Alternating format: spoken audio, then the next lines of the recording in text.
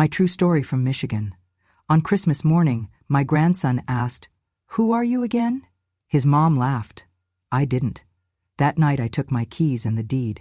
I used to think that after all those years of being a mother, and later a grandmother, I would at least have a small corner to call my own on Christmas Day. Not a throne, not a pedestal, just a chair by the fire, a place at the table, a warm blanket folded with quiet dignity. But that year, there was no room for me in the house. What I had was a storage container in the backyard.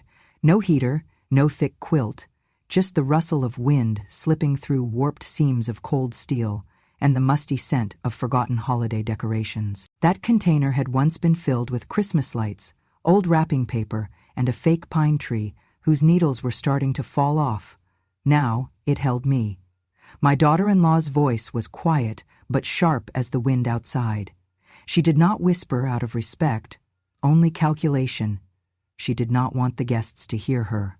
"Mom," she said, with a look that scanned me from my knit cardigan down to my wool slippers, "the house is packed. These are people from David's office, real people, people with money. And you smell like one of those witches from old fairy tales, like mothballs and menthol, disgusting. And that sweater? God." She paused, her lip curling slightly. "Please, do us a favor and stay out here for a little while, just until the party dies down." Then she closed the door. Not a slam, she was too polished for that. Just a deliberate final click.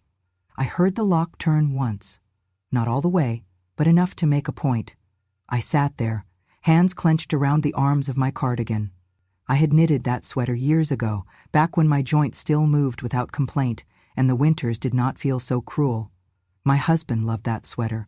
He used to call it the sunshine yarn because I made it during a blizzard. Outside the container, the music played from a Bluetooth speaker perched on the living room windowsill.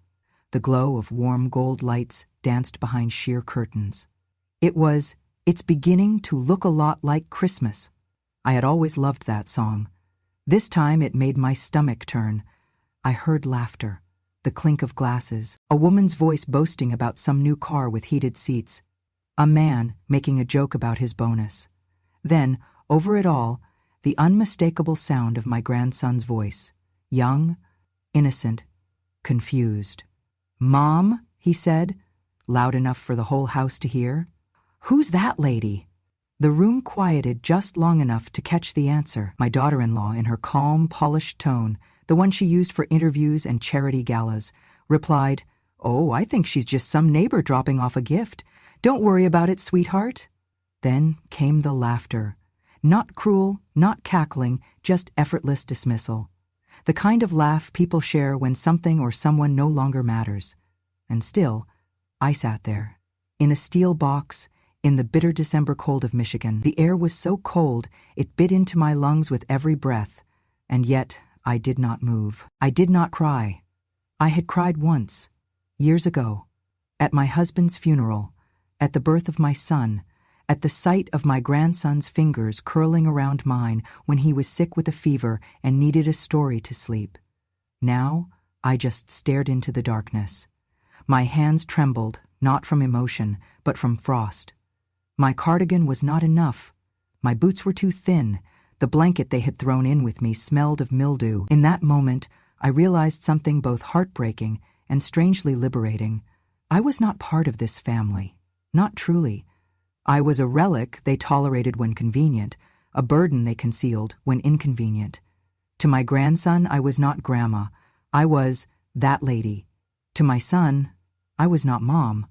I was someone he allowed to linger in the margins of his life until she embarrassed him. To my daughter-in-law, I was something to manage, to contain.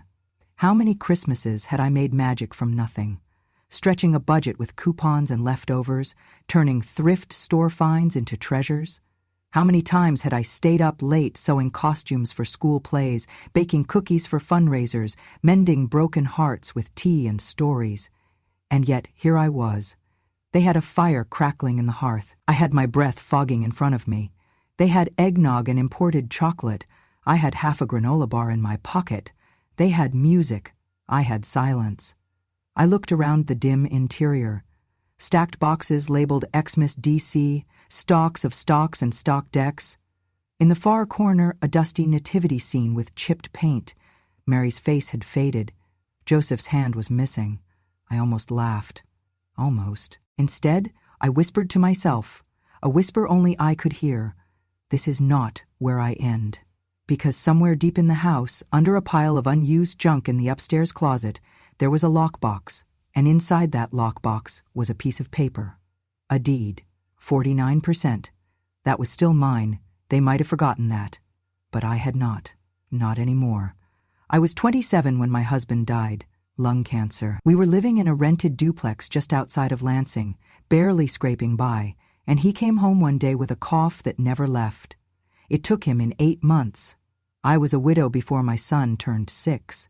There was no time to mourn properly, not with a child who still wet the bed and thought his daddy was just resting in heaven. I worked 3 jobs. Early mornings as a cashier at Meijer, middays cleaning motel rooms along I-96, and late evenings doing laundry for the nursing home 2 blocks over. I did not have the luxury of rest. My paycheck barely covered rent and groceries, but I always made sure my son had shoes without holes, a backpack with working zippers, and a birthday cake, even if it was from a box mix. I never remarried. People always assumed I was too heartbroken, too stuck in grief. The truth was, I just never found anyone worth letting into the small, chaotic world I had built. My time was for my son. All of it. I gave him everything I had, and when that was gone, I gave him what I did not. When he got into community college, I cried into a dish towel in the kitchen because I did not have the money for books. So I picked up another job. For a while, I worked night shifts at a warehouse in Battle Creek. The drive was awful in the winter, but it meant tuition got paid. When he transferred to Michigan State, I sold the only thing I had left that was mine, a tiny plot of land my daddy left me near Houghton Lake. I had always dreamed of building a cabin there someday. Instead, that money went to tuition and a used Honda so he could get to class without borrowing rides. I told myself it was the right thing to do. He graduated with honors, got a job in Grand Rapids, met his wife at a fundraiser for an animal shelter. I was proud, even though she always looked at me like I was someone who had tracked dirt onto her clean floor. When they said they wanted to buy a house and needed help with the down payment, I did not hesitate. I had been saving for decades, modest little sums, tucked away every month from every paycheck. No vacations, no new furniture, just steady discipline. That money was supposed to be my safety net in old age, my cushion. But instead, I handed it over. The house they picked was just outside of Lansing. 4 bedrooms, a finished basement, a backyard with enough space for a swing set. They said it was perfect for building a future. I co-signed the mortgage and handed over my savings. At the time, we agreed it would be in all 3 names, mine, my son's, and his wife's. I did not push for that. They offered. They said it would make banking easier, help with refinancing later. I told them I trusted them. I did. At the closing table, I smiled like it was the happiest day of my life. They moved in first. I joined later, after giving up my apartment. At first, it felt like a fresh start. I had my own room, and they seemed grateful. My daughter-in-law even made me tea once. But slowly, things changed. The thank yous stopped. Then came the silences, the glances exchanged across the dinner table. The nights I was not invited out for family dinners. The days I came home to find my things moved without asking. And then one day, my daughter-in-law asked me to sign some papers. She said they were just to simplify ownership, for future estate planning. I did not understand the legal terms. I was tired. I trusted them. But I did not sign everything. Call it intuition. Call it an old woman's last act of rebellion. But I kept my portion, 49% of the ownership. I did not tell them. I just quietly insisted that my name stay on one part of the deed. It was not enough to control anything. But it was enough to mean something, enough to matter, just in case. Maybe, I told myself, they will need me again one day. Maybe that's when they'll remember who I am. That thought comforted me at the time. It made me believe I still had a role in this family, that I still had value.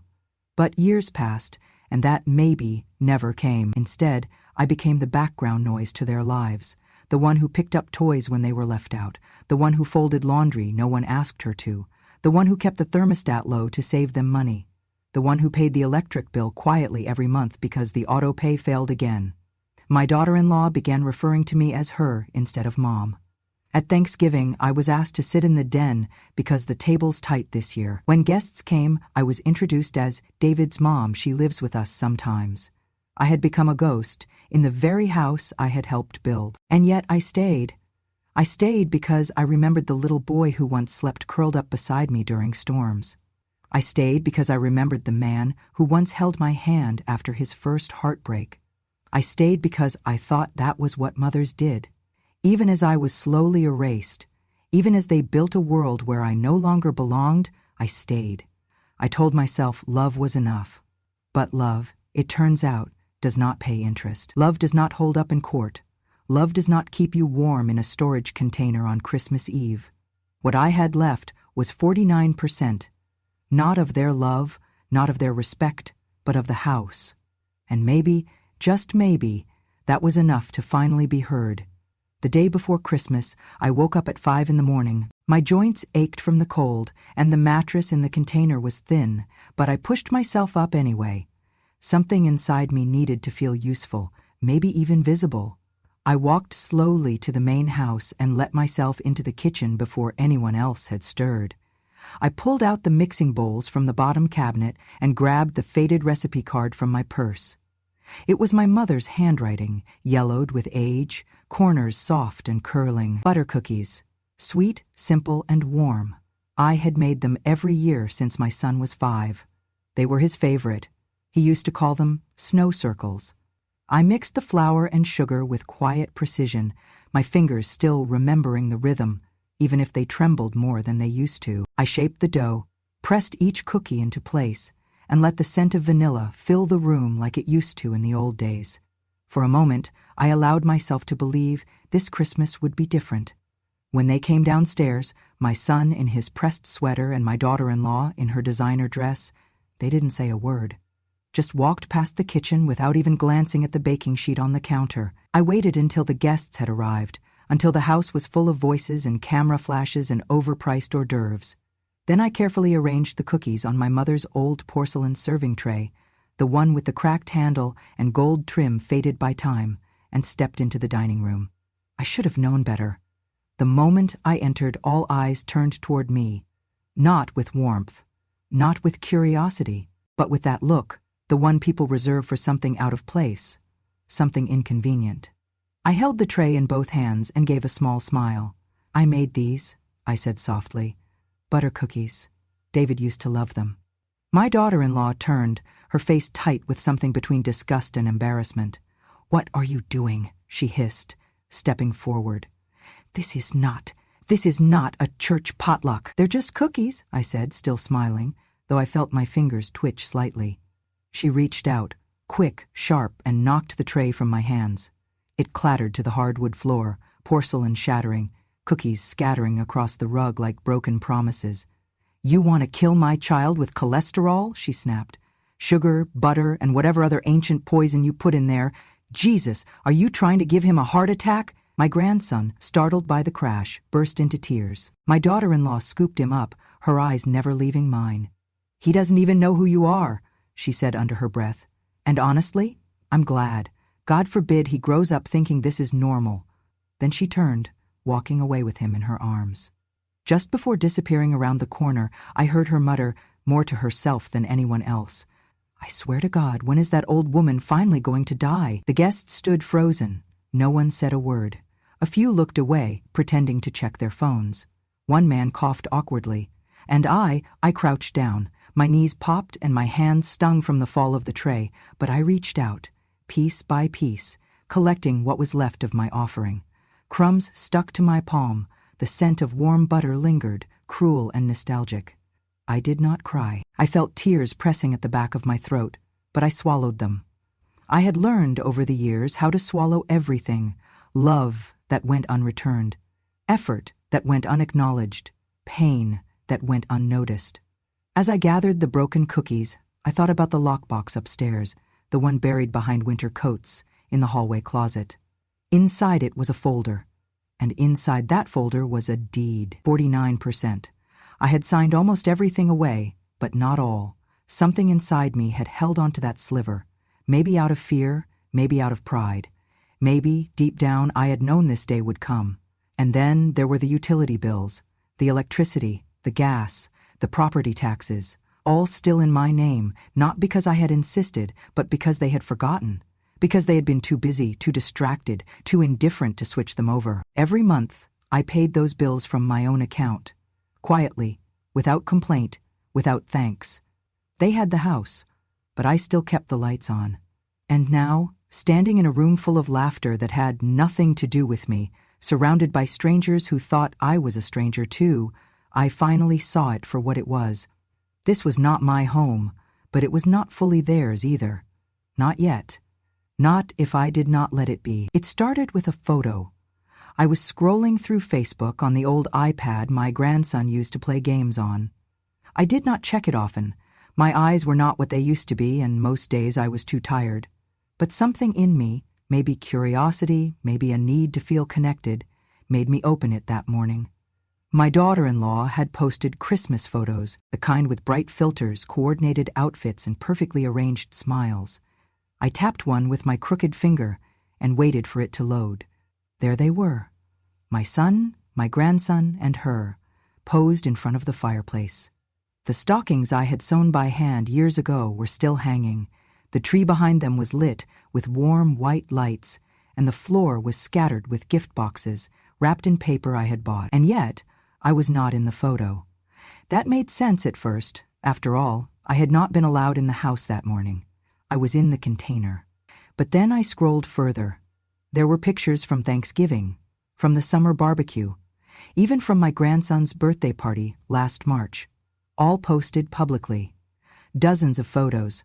Not a single one had me in it. Even the ones I remembered being part of, where I had stood behind the cake or handed over the candles, had been cropped. You could still see the edge of my cardigan or the tip of my hand, but never my face, never my name. One caption read, "Just us, our little family, so grateful, just us." I zoomed in, scanning each image like I was looking for evidence in a crime scene. And that is how it felt.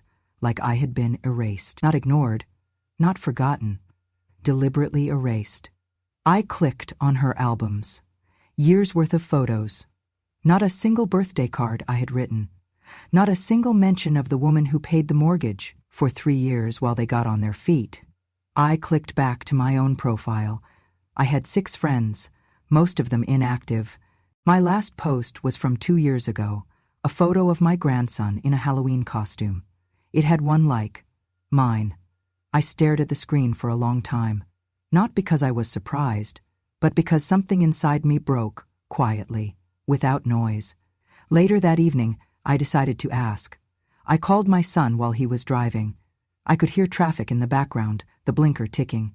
"David," I said gently, "I noticed something on Facebook." A pause. "What about it?" "Well, I just saw the photos from Christmas, and I wondered why I wasn't in any of them." Silence. Then laughter, but not the kind that warms, the kind that makes you feel foolish. "Mom," he said, "it's just Facebook. It's not real life." But I was in some of those moments. "You remember at the birthday party?" "Mom," he interrupted, voice turning sharp. "Social media is a space for curated content. You wouldn't understand. It's for our generation. You don't need to be in everything." "I'm not asking to be in everything," I said, a little quieter now. "Just, I didn't expect to be erased." Another pause. Then, flatly, "Mom, the internet's not for you. Please don't make this a thing. Just stay off Facebook. It's better." He hung up before I could say another word. I sat there, phone still pressed to my ear even after the call had ended. The words swirled around in my head like a cold wind. "It's not for you. You wouldn't understand. Stay off." I was not angry, not yet. Anger needs oxygen. I was weightless, unanchored, like a photograph that had fallen behind a cabinet, collecting dust. That night, I lay in the container again, wrapped in every blanket I had. My fingers were stiff from the cold. I stared at the ceiling, lit dimly by the spill of porch light through the slats. I thought about what it meant to be invisible, not just in a house, but in memory, in record, in history. What do you call a life that has no witness, a love that leaves no evidence?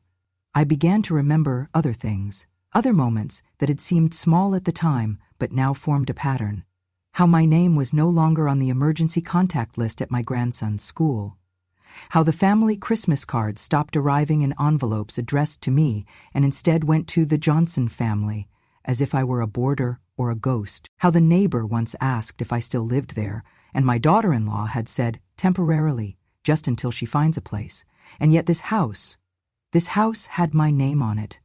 My signature in ink on closing day, my sweat in the walls and the attic and the garden soil, my money in the down payment. I realized something then.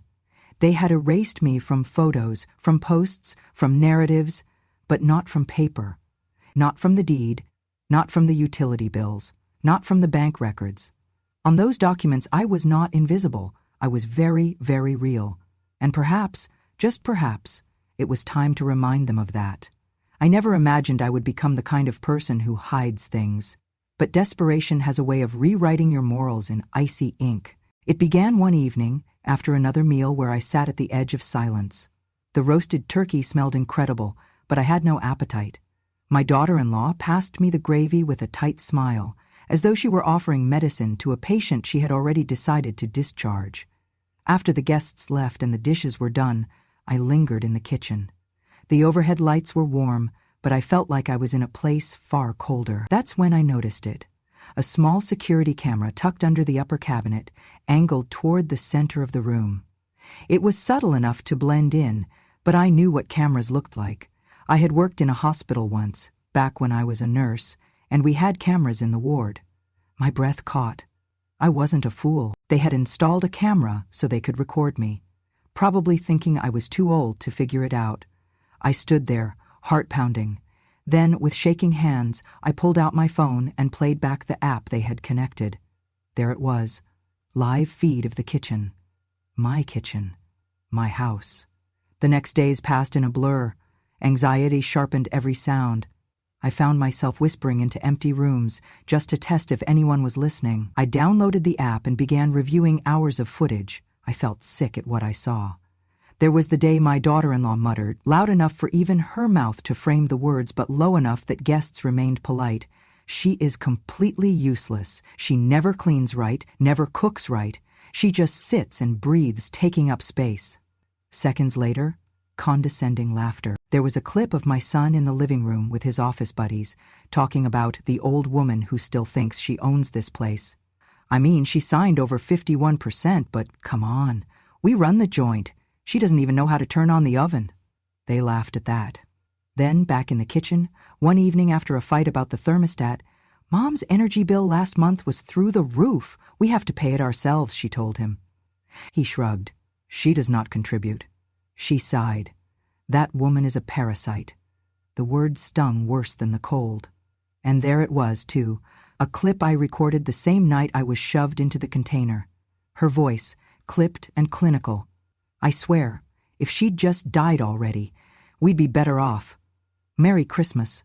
I paused the playback. My hands were trembling so badly I had to set the phone on the counter and clutch the edges to steady myself. That night, I went upstairs and found the old USB drive I used to back up my recipes and family photos. With a smile that felt morally ambiguous, I plugged it into the app and left tablet they had left downstairs. I selected clips. The parasite clip, the die already clip, the bits where my name was mocked, the dismissive laughter. I labeled them clearly: Emily Johnson, harassment, and audio-proof contempt. I added the security footage showing them mocking me when they thought no one was listening. Then, quietly, mind trembling but heart resolute, I downloaded the evidence. I drove across Lansing to a small law office downtown, where I had once volunteered to help staff flu clinics. The secretary remembered me and offered coffee, but I only needed water. I told the lawyer what was in the drive, and his eyes widened. Mrs. Johnson, this is substantial. Defamation, emotional abuse. If your name is still on the deed, we can leverage this. I nodded. I handed him the drive, and he placed it into an envelope marked confidential. Before I left, I asked, "Can I call them, the Johnsons?" He paused. It's better if you let us proceed. If there's a press release, it will be done professionally. But yes, you should prepare for them to react. Outside, the winter wind slapped my car. I clutched the steering wheel. I felt something I hadn't felt in years. Power. Not wealth, not victory, but the rare, refined power of truth in your hands. The next move came that afternoon. I sat in my tiny living room with the blinds drawn. My hands rested on a handwritten note to an old student, the one who became a journalist at WXYZ Detroit. I had called her weeks ago and she had promised to stay in touch. Now I pressed send. It was short. "Lisa, thank you. I am ready when you are." And I waited. By nightfall I had a response. "Meet me tomorrow morning. I have questions." I did not sleep well. I lay awake in my bedroom, the same one I had shared with my husband, feeling like a stranger. The winds rattled the window, but I welcomed the cold. For the first time, the chill didn't pierce me. It felt like anticipation. I folded the blanket neatly around me. The container was warm once more. I closed my eyes, thinking of tomorrow. Tomorrow, I would stop being invisible. I sat across from my lawyer in a small office with laminate floors and windows that faced the parking lot. The walls were bare except for a calendar with photos of bald eagles. Fitting, I thought. Even eagles wait until their wings heal before they dive.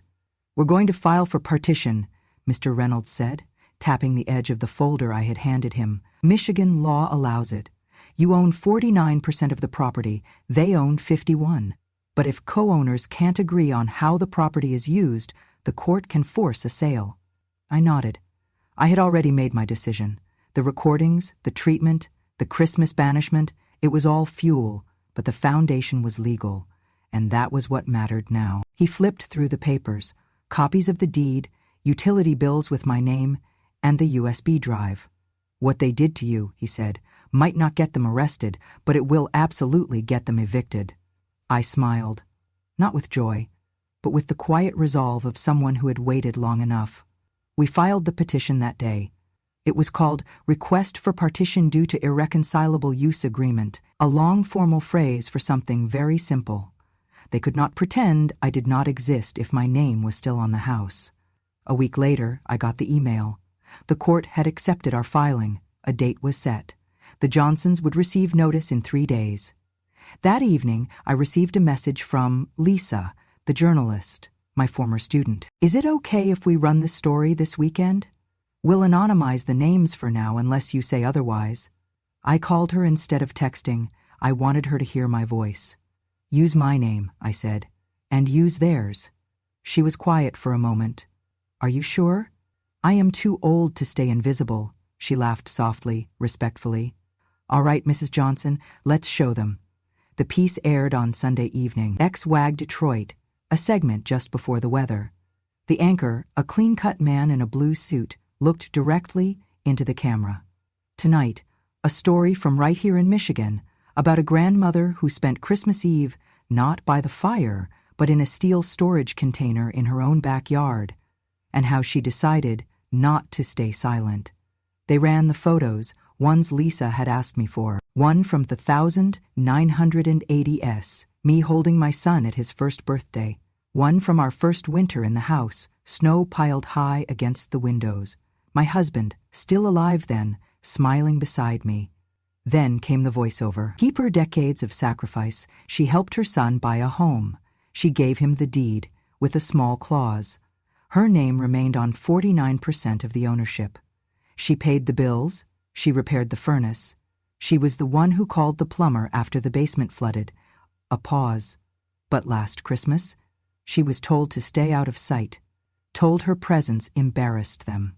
Her grandson didn't even know her name. They played the recording, just a few seconds. My daughter-in-law's voice, "God, I wish she'd just die already." The news anchor returned, face serious. But she didn't. She documented. She filed. And now, a Michigan court may order the sale of the home she helped build, a legal reminder that silence is not surrender. That night, I turned off the TV and sat in silence. I expected phone calls. I got them. A neighbor called first. "I had no idea, Mary. I'm so sorry." Then a cousin. "I saw the broadcast. You always were stronger than people thought. And then, 3 hours later, the call came from my son. I let it go to voicemail. His voice was strained. Mom, please. We didn't know it would go this far. Can we talk? Just call me. I deleted the message. The next day, the house was quiet. My daughter-in-law didn't go to her yoga class. My son worked from home. I watched from the sidewalk across the street as the news van packed up. They were polite, professional, but their presence lingered like a scar. On Tuesday, a notice was delivered, official court summons. By Friday, a printed copy of the WXYZ headline was taped to the Johnsons' mailbox. I did not put it there. I suspect a neighbor did, or maybe a grocery clerk who'd recognized them. I didn't ask. Instead, I drove to the county office and requested an updated copy of the utility records. The gas, water, and electric bills were still in my name, every single one. Mr. Reynolds smiled when I handed them over. This strengthens your position. You were more than a legal co-owner. You were the financial backbone. We included those in the court file. The final blow, the one that even I had not anticipated, came from the bank. Turns out, when I had helped my son with the initial mortgage, I had also co-signed the loan. That meant, technically, my credit was on the line, and my consent was needed for any refinancing. They had tried to refinance without telling me, twice. Both times it had been denied, and now I had proof. My lawyer's assistant called it a glorious mess of their own making. I just called it justice. That weekend, Lisa emailed me the full article. It was online now, not just TV. Title, The Grandma Who Took Back Her House, One Document at a Time. The comments poured in. One read, She's a hero. Quiet vengeance is the most poetic. Another, This is why you don't mess with women who survived the Great Recession and 3 decades of PTA. I laughed. Truly laughed. For the first time in months. Not because I had won, but because I had reminded the world and myself that I was never someone to dismiss. Not in court, not on paper, and certainly not in my own damn home. It started slowly. First, a neighbor across the street stopped waving at my son when he took the trash out. Then the woman next door, who used to exchange garden clippings with my daughter-in-law, posted a subtle quote on her Facebook. Honor thy mother, or one day you'll be praying outside a courtroom. I smiled when I saw it. She had been at our 4th of July cookout 3 years ago. Quiet woman, smart eyes. By the end of the week, word had spread through our Lansing neighborhood like a winter wind under an unsealed window. Everyone had seen the story. The woman in the container, the quiet lawsuit, the taped recordings. At first, I thought it might blow over, but I underestimated the Michigan grapevine. The morning after the story aired, a sheet of printer paper had been duct taped to the Johnsons' front fence. In bold block letters it read, A family that hides their mother will lose their home. It was gone by noon, but not before 5 neighbors saw it. One of them took a photo and sent it to me with a heart emoji. I didn't reply, but I saved the image. I let the pressure build. Then, I made the call. A real estate agent named Sharon came over 2 days later. She was practical, efficient, and wore snow boots with her power suit. I liked her immediately. This is an unusual listing, she said, reviewing the paperwork. You own 49%, and they can't buy you out? They do not want to. And I no longer care. She looked at me over her glasses. You want to sell your share publicly? I nodded. Sharon's assistant came out the next morning to measure the lot, take photos of the siding, and confirm that yes, the backyard container was still locked shut. It was rusting now. Fitting. By Friday afternoon, a large white and blue sign was staked into the snowy front lawn. For sale, due to co-owner disagreement. Infuriated with agent. My daughter-in-law came home just as they were hammering it in. I watched from across the street. She parked, stepped out, saw the sign, and froze. She ran to the front porch, fumbled with her keys, and slammed the door behind her. Within the hour, my son called. This time, I picked up. Mom, he said, voice shaky. Can we meet? Please? I agreed. We met at a cafe halfway between our houses. Neutral ground. He looked like a boy again, sitting there with his coat unzipped and his hands stuffed between his knees. Not the man who once called me forgettable behind my back. Why are you doing this? he asked, eyes red. "You always said this house was our home, that you wanted it to stay in the family." "I did," I said, stirring my tea. "But you stopped treating it and me like part of the family." He rubbed his eyes. "It was never meant to go that far." I set my cup down. "You locked your mother in a container." He went quiet. I leaned forward. "You erased me from pictures, from your child's life. You let your wife say things I would not repeat in church, and you said nothing." He looked down at his lap. "But now that it's on TV," I continued, "now that your neighbors are whispering, now you care." He whispered, "I am sorry." "Good," I said, "but sorry does not change deeds, legal or emotional." Back at the house, the sign remained. Neighbors began slowing down as they walked their dogs. One woman took a selfie with the sign behind her and captioned it, "Accountability looks good in blue." I started receiving baked goods, banana bread, a tin of cookies, even a casserole with a sticky note. "You taught my daughter in 1984. She says you were the reason she went to college." The irony wasn't lost on me. I had never felt more visible. A few days later, my daughter-in-law showed up at my doorstep. Not their doorstep, mine. It was dusk. She wore no makeup. Her eyes were swollen. She held a baby blanket in her hands, the one I had knitted when my grandson was born. "Can I come in?" she asked softly. I didn't answer immediately. I looked down at the blanket, then back up at her. She said, "I don't want your share of the house. I don't want anything. I want you to call off the sale." "Because of the neighbors?" I asked. She shook her head. "Because I am ashamed. And because I forgot what kind of woman you are." She stepped forward, offering me the blanket. I took it, not because I forgave her, but because I had made it with love. And love, even neglected, still had weight. "I do not hate you," I said. "But this house is not a reward anymore. It is a mirror, and I will not spend another year looking into it and seeing nothing looking back." She bit her lip. "Is there anything we can do?" I stepped back and gently shut the door. Not a slam, just a close. That night I stood on the porch and looked at the sign. My name was in bold letters under co-owner. For the first time, it felt like more than just a line on a deed. It felt like justice finally had my handwriting. And I slept that night without locking the door, because there was nothing left to fear. New Year's Eve. Snow drifted softly across the Michigan yard, settling like memory over every frozen blade of grass. I returned to the house, not to be welcomed, but to finish what I had started. I did not knock. I used the same key I had never handed over, the one I kept on a chain around my neck beside a worn St. Christopher medal. I turned the knob slowly and walked in like I used to, like it was mine, because it still was. Inside, they were scrambling. Papers were strewn across the dining table, toy trucks half-packed into bins, blankets rolled but forgotten. My son's face was pale. My daughter-in-law looked like someone who had just remembered too late that actions have consequences. She rushed to me, hands trembling, grabbing mine as if the same fingers she once ignored now held salvation. "Mom, please. I was wrong. I know. Whatever you want, just don't sell the house. We have nowhere else to go." I gently pulled my hand away, not with anger, not with cruelty, with finality. The way a teacher closes a gradebook on the last day of school. My son stepped forward. His eyes were swollen, red at the corners. "Mom, if you do this, we lose everything. This is where we're raising our son. This is his home, your grandson's home." I stayed quiet for a long moment. Then I looked at the wall behind him.